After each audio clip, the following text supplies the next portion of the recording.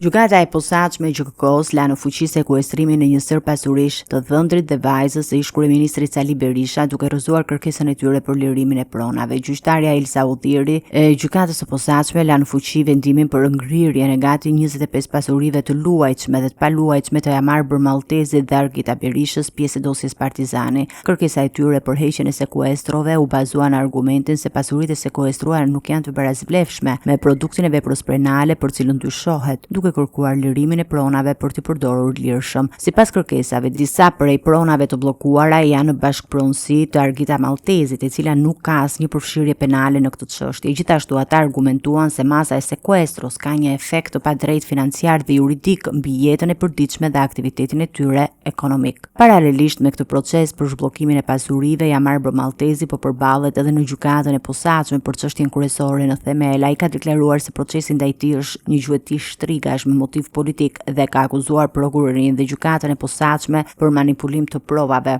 në të paktën 30 raste, duke vënë në dyshim legjitimitetin e hetimeve dhe vendimeve. Ky zhvillim shënon një etap tjetër në një proces juridik që ka tërhequr vëmendje të madhe për shkak të lidhjeve të përfshirëve me ish-kryeministrin Sali Berisha edhe implikimet e mundshme politike të hetimit. Vendimi i GJK-s konfirmon se sekuestrimi mbetet në fuqi, ndërsa palët duhet vazhdojnë të kërkojnë rishikime në rrugët juridike.